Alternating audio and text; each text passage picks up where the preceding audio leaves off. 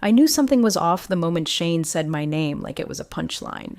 Can you pop in real quick? He chirped, all fake smile and too much cologne, waving me into his glass terrarium of an office like I was the damn janitor he caught slacking. I'd given 6 years to that company, built its flagship product from version 0.9, stayed through 3 reorgs, 2 server meltdowns, and a divorce I never saw coming. And now, the new VP, fresh off a TEDx talk titled Firing with Compassion, was about to open his mouth and gut me like a fish. I reviewed your raise request, he said, tapping on his MacBook like it held the secrets of the universe. And I've authorized a bump. He slid a paper across the table like it was a golden ticket. $45 annual, before taxes. I stared at him for a second, waiting for the joke to land.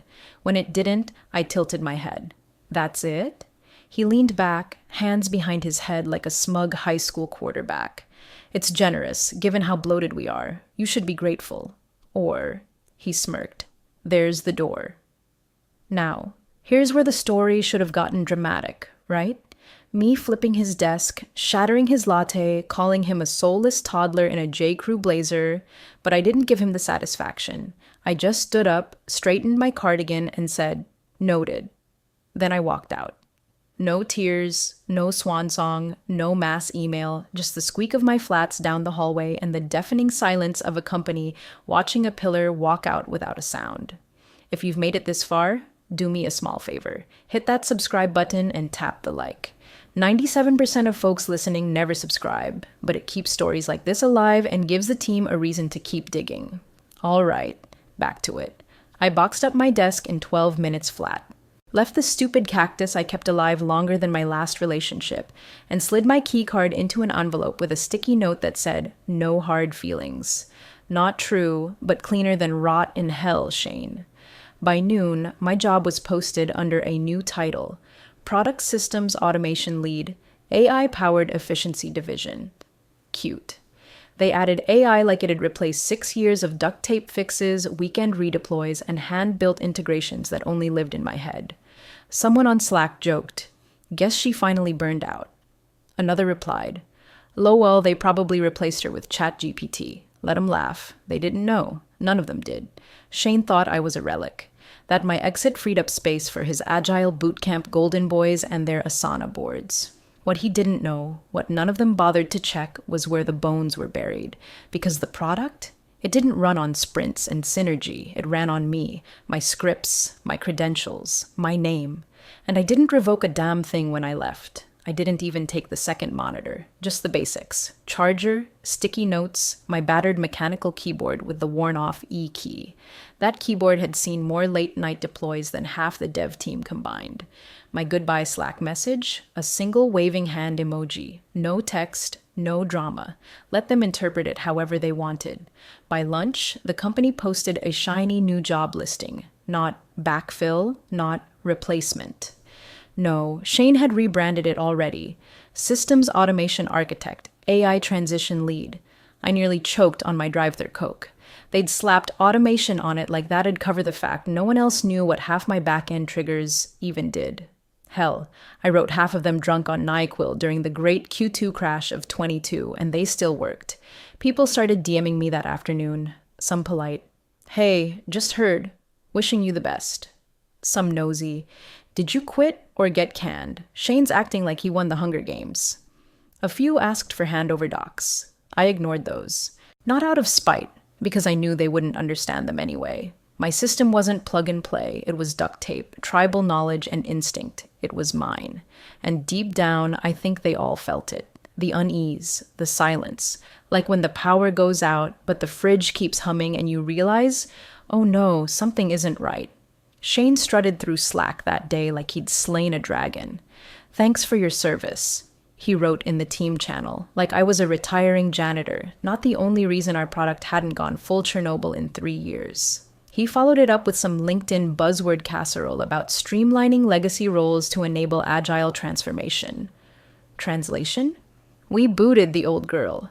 But here's the punchline he didn't see coming. I was the legacy, not the outdated kind, the kind you trip over when you try to delete it without checking where it lives.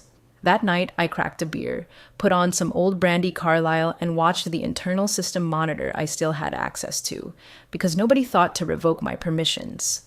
A few pings were already failing. Low-level stuff. Log syncs, alert caching, the QA fallback queue. Nothing visible to users yet. But cracks. And cracks love to spread. I wasn't planning revenge. This wasn't some hacker movie plot. I just wanted out. But that didn't mean I was going to clean up after people who thought $45 was a kindness. So I let the logs roll, let the alerts stack, let them keep pretending automation could replace institutional memory. They had no idea that the fat they trimmed was the only thing keeping the roof from caving in. At 11:42 p.m., a health ping failed for the first time in 101 consecutive days. Just one minor ping.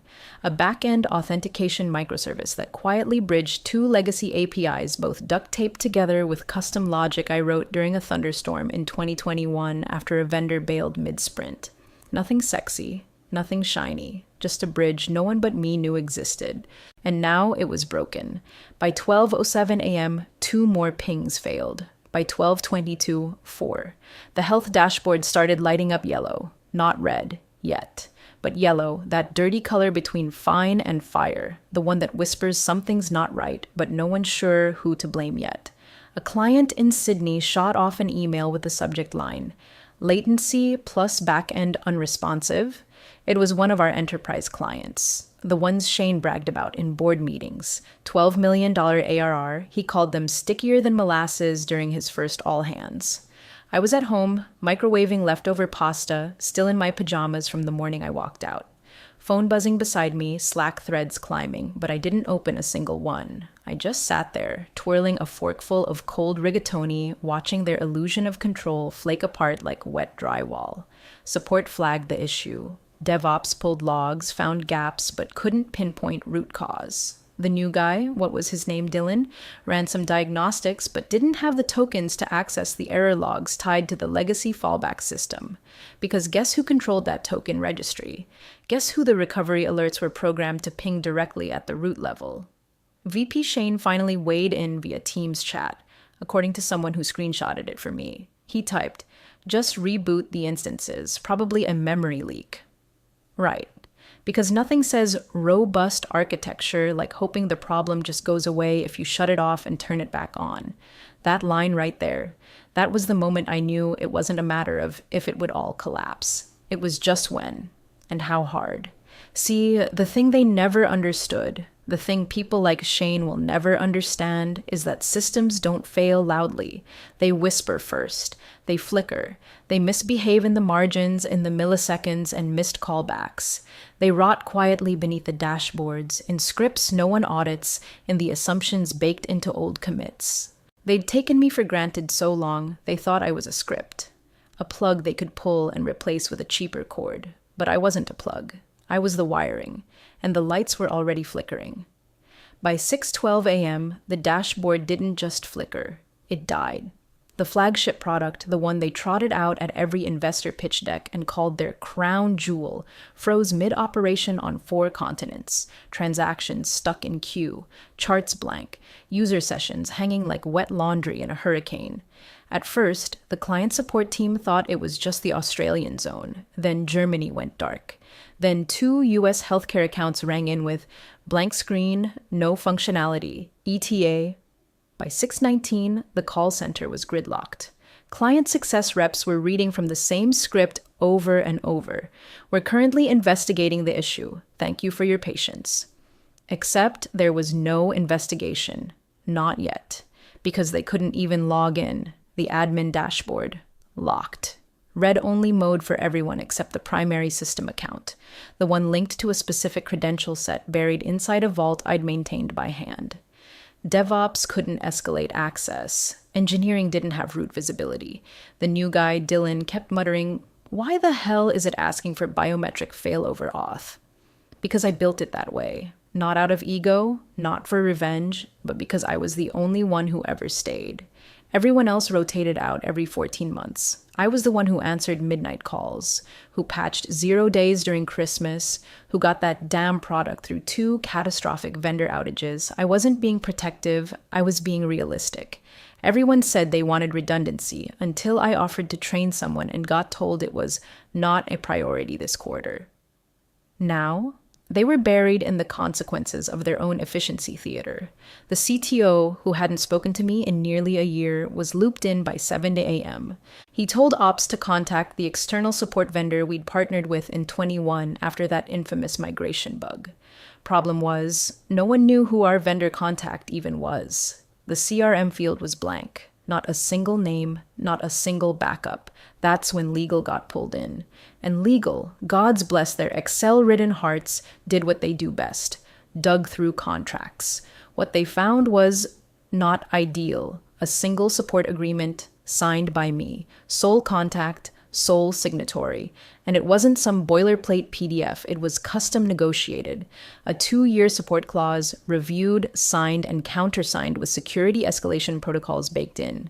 Protocols that required mutual notification and credential reassignment in the event of separation. No reassignment? No access. Someone printed the agreement and dropped it on the founder's desk just after his second espresso. And from what I heard later, that's when the room fell absolutely silent. Because the clause was crystal clear, and it didn't say engineering team, it didn't say product lead, it said me, my name, my signature, my terms. And when I left clean. No warning, no transfers. No one even thought to ask where the keys were, because the truth is the product didn't run on automation. It didn't run on dashboards and Kubernetes clusters and Slack emojis. It ran on a person. It ran on trust. And that trust got fired for $45 and a smirk. The emergency call started at 7:33 a.m. with legal, engineering, the CTO, and, finally, Shane. I wasn't on it, of course, but I had friends still on the inside, and they were typing updates like their lives depended on it, because in a way, they did. The founder had just walked in from his Peloton session, dripping sweat, protein shake in hand, ready to talk strategy. Instead, he walked into a war room filled with open laptops, cursing engineers, and the smell of 3 kinds of panic. Legal opened the call with a tone that could peel paint. We've located the vendor support agreement. It's not good. Clicking, shuffling, then her voice again, this time reading each word like it was etched in stone. In the event of primary contact termination without 30-day co-signed notice, service will be suspended until reassignment and security verification. Silence. Then she repeated it. Termination without co-signed notice will trigger service suspension. The founder looked up, slow and cold. Who was the primary contact? Legal didn't blink. Maya Delgado, sole signer, sole point of escalation. The addendum references no backups and no substitution clause was executed. And that's when the founder turned toward Shane like he was looking at a clogged toilet that had started to smoke. Tell me you didn't just fire the only person listed. Shane adjusted his collar, tried a grin.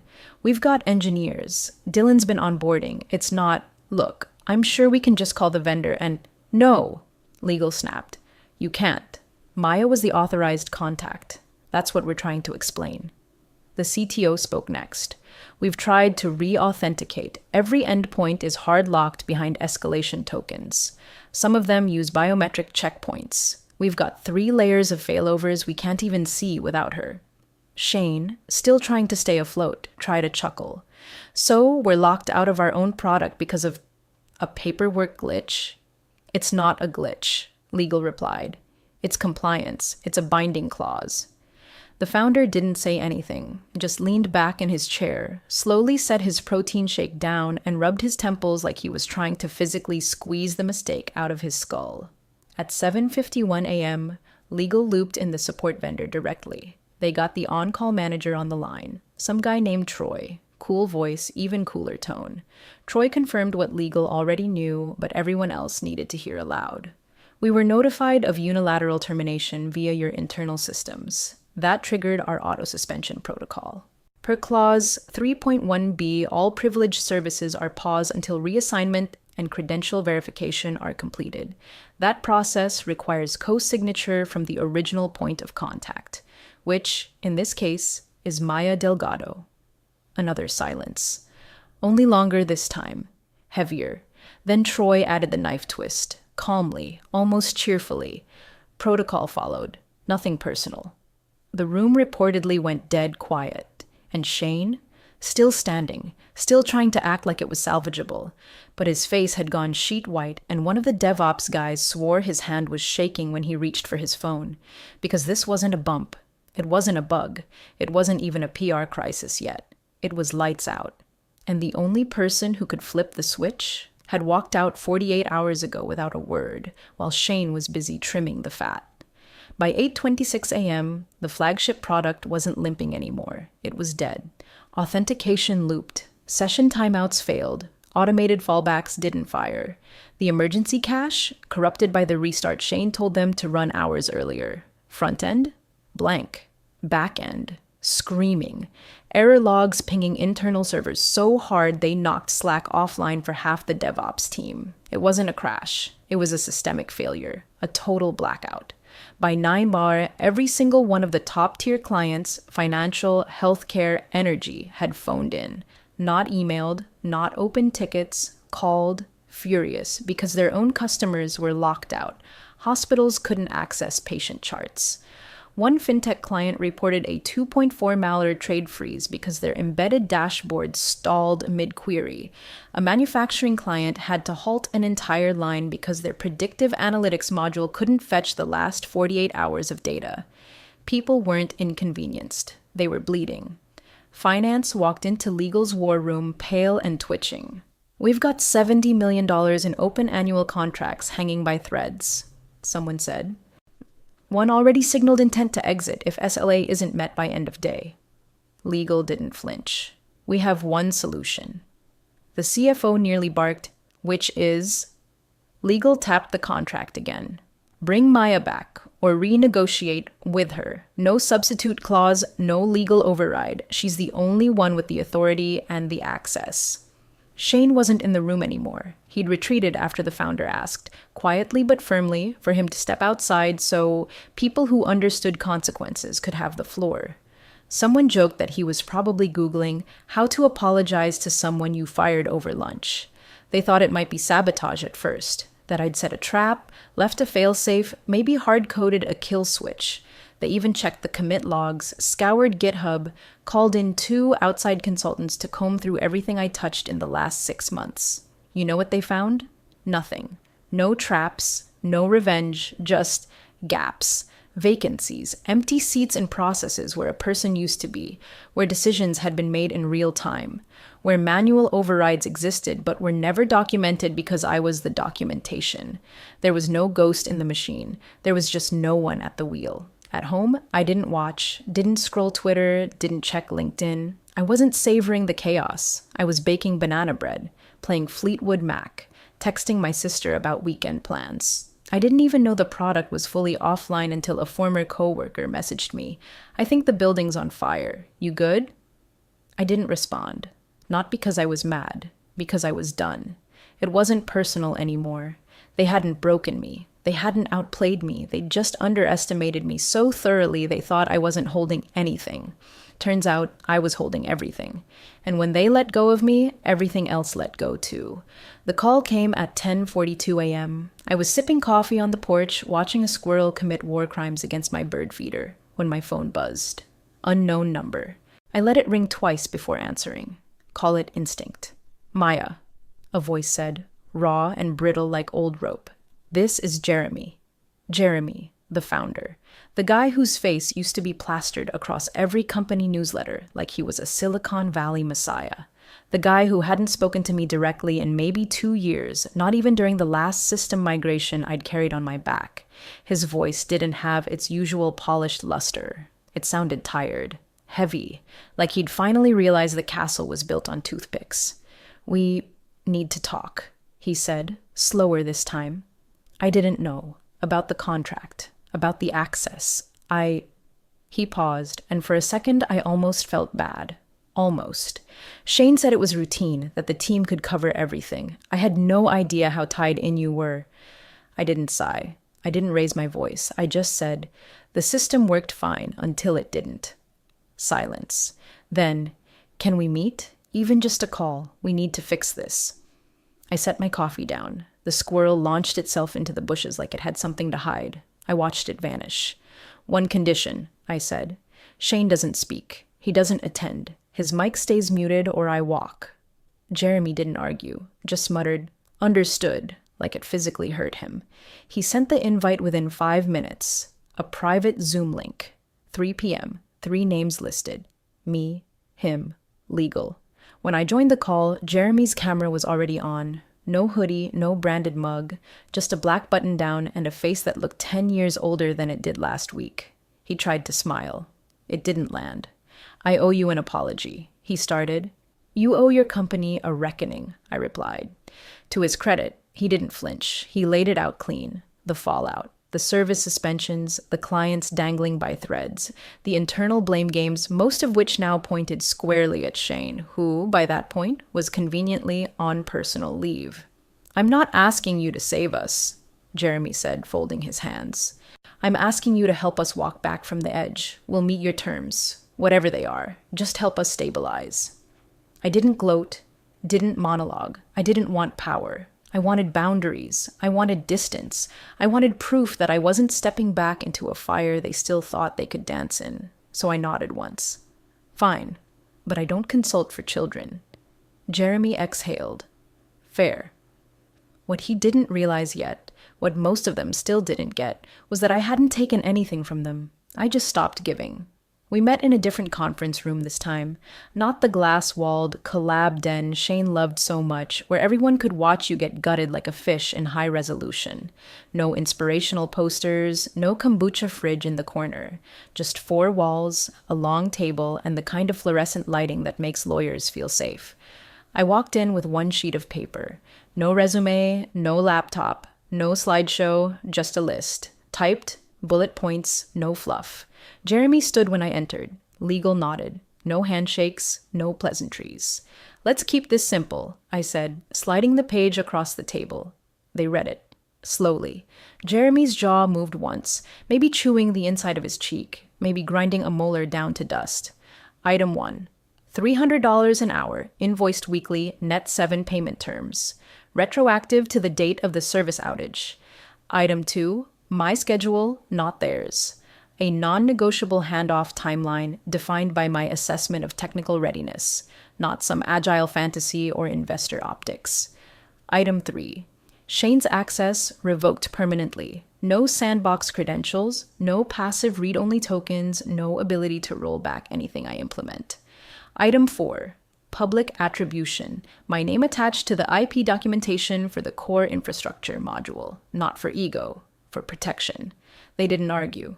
Legal scanned the page, nodded once. Jeremy sighed, leaned back, and said, "Done." That was it. No resistance, no counteroffers. No clever phrasing like, "Let's revisit this after the quarter." Just the unmistakable tone of people who knew they weren't negotiating anymore. They were being rescued. Shane wasn't there. Of course he wasn't. Rumor had it he'd been escorted out of the building the day before after telling legal the contract I signed in 2020 wasn't enforceable.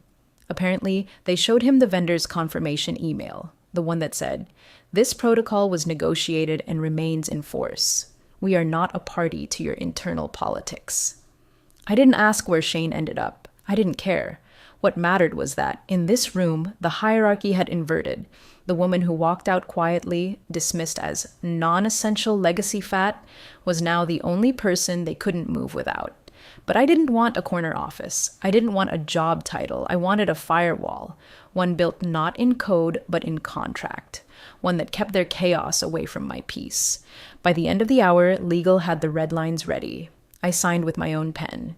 Jeremy didn't say thank you, not out of disrespect, but because he knew that gratitude wouldn't cut it. Not here, not now. He just said, "You'll have what you need."